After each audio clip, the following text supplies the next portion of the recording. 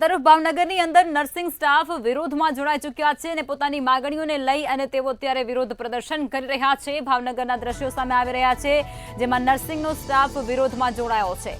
450 nursing સ્ટાફનો રજાના પ્રશ્નને લઈ અને આ ઉગ્ર વિરોધ અત્યારે સામે આવી રહ્યો છે। સરટી હોસ્પિટલમાં રજૂઆત કરવા માટે આ તમામ જે નર્સિંગ સ્ટાફ છે ત્યાં પહોંચ્યો હતો। નર્સિંગ સ્ટાફ સુપ્રિન્ટેન્ડન્ટને રજૂઆત કરવા માટે પહોંચ્યા હતા। રજાને લઈ અને તેમના દ્વારા રજૂઆત કરવામાં આવી છે। સુપ્રિન્ટેન્ડન્ટ રજૂઆત સાંભળ્યા વગર જ ત્યાંથી ચાલી ગયા હોવાની પણ આ જે ખુલાસો છે તે અહીં થઈ રહ્યો છે।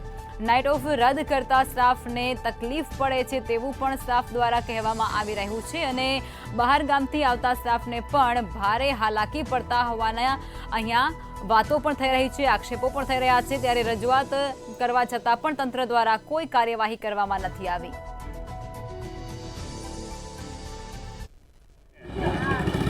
તાજેતરમાં કલકત્તાની ઘટનાને લઈને ડૉક્ટર વિરોધ ઉપર ઉતર્યા હતા, પરંતુ ભાવનગરમાં હાલ નર્સિંગ સ્ટાફ છે તે પણ પોતાનો વિરોધ છે તે કરી રહ્યા છે। ક્યાંક ને ક્યાંક સરકાર અને તંત્રની નીતિ છે તે ક્યાંક ને ક્યાંક જે કર્મચારીઓ છે તેને કહી શકાય કે કોઈને કોઈ મુદ્દે પરેશાની છે ભોગવી રહ્યા છે, પરંતુ જે બેરીમૂંગી સરકારને બેરીમૂંગી છે તંત્ર કહેવાય તે નઘોર તંત્ર છે તે નથી માની રહ્યું।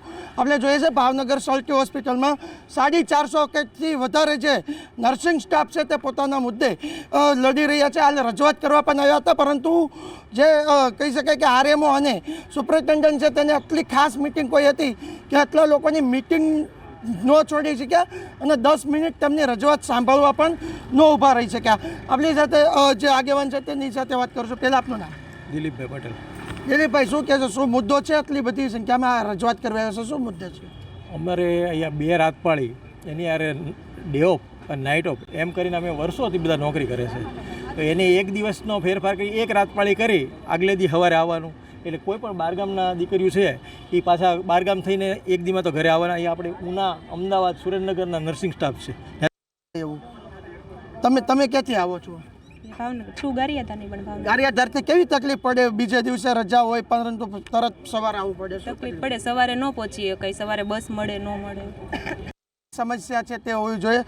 ખાસ કરીને આપણે તાજેતરમાં જોયું કે સરટી હોસ્પિટલમાં નાઇટમાં જે લોકો ડ્યુટી કરતા હોય છે તેની સિક્યુરિટીને લઈને પણ અનેક સવાલો ઉઠ્યા છે। એક ઘટના જે ગુજરાતની અંદર એક ઘટનાને લઈને જે હોબાળો મચ્યો છે, ઘટના કલકત્તાની છે પરંતુ આરોગ્ય સાથે સંકળાયેલી છે, જેને લઈને આરોગ્યને અંદર લગતા જે ડૉક્ટરો છે તે હડતાલ પર ઉતરી ગયા હતા, પણ આ હડતાલની અંદર પણ આ જ સ્ટાફ છે તેને દર્દીઓને સાચવ્યા છે, પરંતુ આ સ્ટાફને પણ હવે જરૂર પડી છે કે રોડ ઉપર આવવાની, કારણ કે તેમનો જે મુદ્દો છે રજાનો તેને લઈને ક્યાંક ને ક્યાંક તંત્ર છે તે આંખ આડા કાન કરી રહ્યા છે। જે સુપ્રિન્ટેન્ડન્ટનો વિડીયો પણ આપણે જોયો કે રજૂઆત સાંભળ્યા વગર તે પોતે નીકળી ગયા છે અને આરએમઓ પણ રજૂઆત સાંભળ્યા વગર નીકળી ગયા છે।